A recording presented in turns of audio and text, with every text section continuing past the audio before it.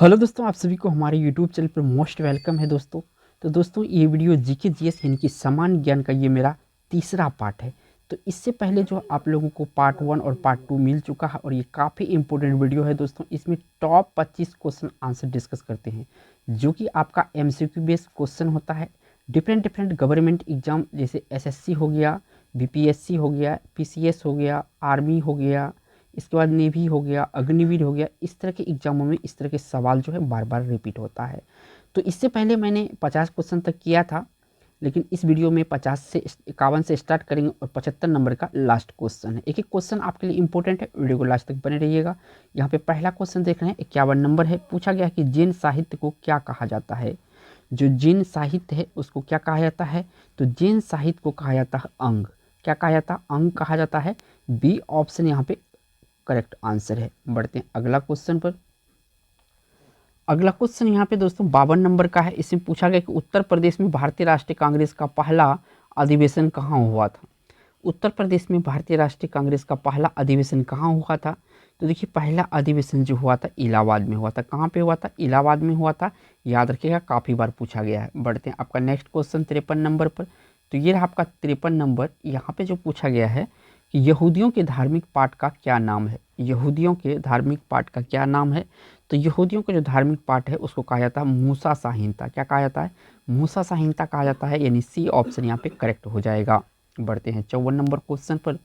तो ये रहा आपका 54 नंबर का क्वेश्चन। यहाँ पे पूछा गया है कि चंद्रगुप्त मौर्य ने अपने अंतिम दिन कहाँ गुजारे थे। तो चंद्रगुप्त मौर्य जो है जीवन के अंतिम दिन जो गुजारे थे, ये था श्रवण बेलगोला। कौन सा जगह था, श्रवण बेलगोला था, यानी ए ऑप्शन इस क्वेश्चन का राइट आंसर हो जाएगा। बढ़ते हैं आपका 55 नंबर क्वेश्चन पर। तो ये रहा आपका 55 नंबर क्वेश्चन। यहाँ पे देखिए पूछा गया है, काफ़ी कंफ्यूज हो जाते हैं इस क्वेश्चन में कि चंद्रगुप्त मौर्य का पुत्र कौन था। तो देखिए काफ़ी इसमें कन्फ्यूजन होता है, तो यहाँ पे कन्फ्यूजन क्लियर हो जाएगा आपका। ये देखिए बिंदुसार इनके पुत्र हैं। कौन थे, बिंदुसार चंद्रगुप्त मौर्य के पुत्र थे, यानी ए ऑप्शन सही है। कन्फ्यूज आप बिंबिसार में हो जाएंगे, तो लेकिन आपको हम बता देते हैं कि चंद्रगुप्त में अगर 2 है तो बिंदुसार इसका जो बेटा होगा इसमें भी 2 होगा। तो इससे आपका कन्फ्यूजन क्लियर हो गया है कि दोनों में 2 होगा, वो वाला ऑप्शन हमको सेलेक्ट करना, क्योंकि एग्जाम में कन्फ्यूजन के चलते जो है कि क्वेश्चन कितने बार गलत करके आ जाते हैं आप लोग। बढ़ते हैं आपका 56 नंबर क्वेश्चन पर। तो ये रहा आपका 56 नंबर क्वेश्चन और यहाँ पे पूछा गया है 56 नंबर कि महावीर ने किस नदी के किनारे केवल्य प्राप्त किया था। महावीर ने किस नदी के किनारे केवल्य प्राप्त किया था। तो महावीर ने जो है ऋजुपालिका नदी के एक मिनट, महावीर ने जो दोस्तों तो ऋजुपालिका नदी के किनारे जो है क्या किया था, केवल प्राप्त किया था। ठीक है। और हाँ, बढ़ते हैं आपका 57 नंबर क्वेश्चन पर। तो ये रहा आपका 57 नंबर क्वेश्चन। यहाँ पे पूछा गया, काफ़ी इंपॉर्टेंट है, काफ़ी बार एग्जामों में आ चुका है कि कोणार्क का सूर्य मंदिर किसने बनवाया था। जो कोणार्क का सूर्य मंदिर है ये किसने बनवाया था। तो ये नरसिंह देव प्रथम ने बनवाया था। किसने बनाया था, नरसिंह देव प्रथम ने बनाया था। तो यहाँ से आपका बी ऑप्शन करेक्ट हो जाएगा। बढ़ते हैं 58 नंबर क्वेश्चन पर। तो ये रहा आपका 58 नंबर क्वेश्चन। यहाँ पे पूछा जा रहा है कि भारतीय राष्ट्रीय कांग्रेस का प्रथम मुस्लिम अध्यक्ष कौन था। भारतीय राष्ट्रीय कांग्रेस का प्रथम यहाँ पे पूछा है मुस्लिम अध्यक्ष। तो मुस्लिम अध्यक्ष थे दोस्तों बदरुद्दीन तैयब जी। कौन थे, बदरुद्दीन तैयब जी थे, यानी कि बी ऑप्शन क्वेश्चन का राइट आंसर हो जाएगा। बढ़ते हैं आपका नेक्स्ट क्वेश्चन 59 नंबर पर। तो ये रहा आपका 59 नंबर क्वेश्चन। यहाँ पे पूछा गया है कि देवधर ट्रॉफी किस खेल से संबंधित है। जो देवधर ट्रॉफी है किस खेल से संबंधित है। तो देवधर ट्रॉफी जो है ये आपका क्रिकेट से संबंधित है। किससे संबंधित है, क्रिकेट से संबंधित है। ठीक है, यानी डी ऑप्शन यहाँ पे सही हो जाएगा। बढ़ते हैं आपका 60 नंबर क्वेश्चन पर। तो ये रहा आपका 60 नंबर का क्वेश्चन आ चुका है। यहाँ पे जो पूछा गया है कि 60 नंबर में कि भारत में वन महोत्सव दिवस कब मनाया जाता है। भारत में वन महोत्सव दिवस कब मनाया जाता है। तो ये मनाया जाता है दोस्तों प्रत्येक साल 1 जुलाई को मनाया जाता है। कब मनाया जाता है, प्रत्येक साल 1 जुलाई को वन महोत्सव दिवस के रूप में मनाया जाता है भारत में। डी ऑप्शन यहाँ पे करेक्ट हो जाएगा। बढ़ते हैं आपका 61 नंबर क्वेश्चन पर। तो 61 नंबर क्वेश्चन यहाँ पे पूछा गया है दोस्तों कि छत्रपति शिवाजी महाराज का राज्याभिषेक कहाँ हुआ था। छत्रपति शिवाजी महाराज का राज्याभिषेक कहाँ हुआ था। तो इसका जो राज्याभिषेक हुआ था ये हुआ था कहाँ पर, रायगढ़ में। कहाँ पे हुआ था, रायगढ़ में हुआ था। तो यहाँ से याद रखिएगा आपको रायगढ़, क्योंकि ये काफ़ी बार पूछा गया है। बढ़ते हैं 62 नंबर का क्वेश्चन है दोस्तों, इसे पूछा गया कि पनामा नहर का निर्माण किस वर्ष हुआ था। देखिए पनामा नहर का जो निर्माण हुआ था ये आपका 1914 ईस्वी में हुआ था। कब हुआ था? 1914 ईस्वी में हुआ था। काफ़ी इंपॉर्टेंट है, काफ़ी महत्वपूर्ण है ये क्वेश्चन आपके लिए। बढ़ते हैं आपका 63 नंबर क्वेश्चन पर। तो ये रहा आपका 63 नंबर क्वेश्चन। यहाँ पे पूछा गया है 63 में कि दक्षिण भारत की सबसे प्राचीन भाषा कौन सी है। तो दक्षिण भारत की सबसे प्राचीन भाषा कौन सी है? तो यहाँ पे जो तमिल है ये दक्षिण भारत के सबसे प्राचीन भाषा यानी कि पुराने भाषाओं की गिनती में आता है। सी ऑप्शन यहाँ पे सही होगा। बढ़ते हैं आपका 64 नंबर क्वेश्चन पर। तो ये रहा आपका 64 नंबर क्वेश्चन। यहाँ से आपका पूछा गया है, नेक्स्ट यहाँ से जो क्वेश्चन पूछा गया है दोस्तों 64 नंबर में कि दिल्ली उच्च न्यायालय की पहली न्यायाधीश कौन थी।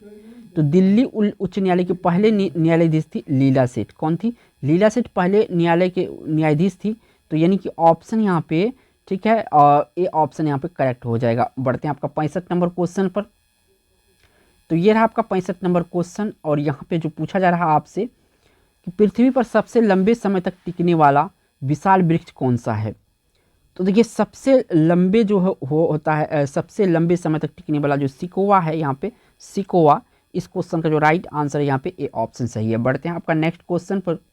नेक्स्ट क्वेश्चन दोस्तों, और ये आपका प्राइम मिनिस्टर से संबंधित क्वेश्चन है, काफ़ी महत्वपूर्ण हो जाता है कि राष्ट्रीय एकता परिषद के अध्यक्ष कौन होता है। देखिए राष्ट्रीय एकता परिषद का जो अध्यक्ष वर्तमान में जो पीएम होता है वो होता है। तो यानी कि यहाँ पे प्रधानमंत्री इस क्वेश्चन का राइट आंसर होगा।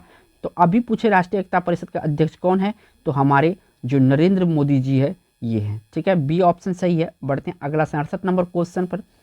तो ये रहा आपका 67 नंबर क्वेश्चन। यहाँ पे जो पूछा जा रहा है आपसे कि निम्नलिखित में से किस देश में तमिल एक आधिकारिक भाषा है। तो देखिए श्रीलंका में भी आधिकारिक भाषा और सिंगापुर में भी आधिकारिक भाषा है।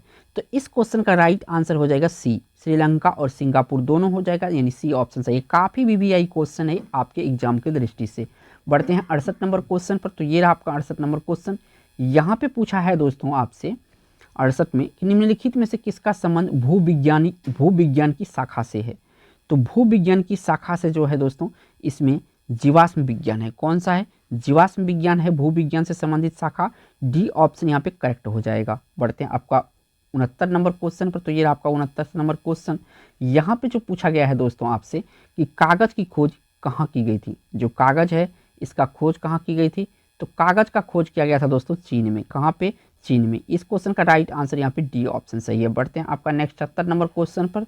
तो ये आपका 70 नंबर क्वेश्चन। यहाँ पे जो पूछा गया है कि भारत में सबसे ऊंचाई पर स्थित रेलवे स्टेशन किस राज्य में स्थित है। तो भारत में सबसे ऊंचाई पर जो स्थित रेलवे स्टेशन है ये आपका कहाँ पे है? पश्चिम बंगाल में। कहाँ पे है? पश्चिम बंगाल में है। सी ऑप्शन यहाँ पे आपका सही हो जाएगा। अगला क्वेश्चन पे आ जाइए। 71 नंबर का क्वेश्चन कि अधिकांश ऊंचाई वाला ओसेनिक एयरपोर्ट किस देश में है। अधिकतम ऊंचाई ओसेनिक ओसेनिक एयरपोर्ट किस देश में है। तो ये आपका चीन में है। कहाँ पे है? चीन में है। बी ऑप्शन क्वेश्चन का राइट आंसर हो जाएगा। बढ़ते हैं आपका 72 नंबर क्वेश्चन पर। तो ये आपका 72 नंबर क्वेश्चन। यहाँ पे पूछा गया है कि जुलाई 1950 में अधिक पेड़ लगाओ अभियान का उद्घाटन किसने किया था। कब?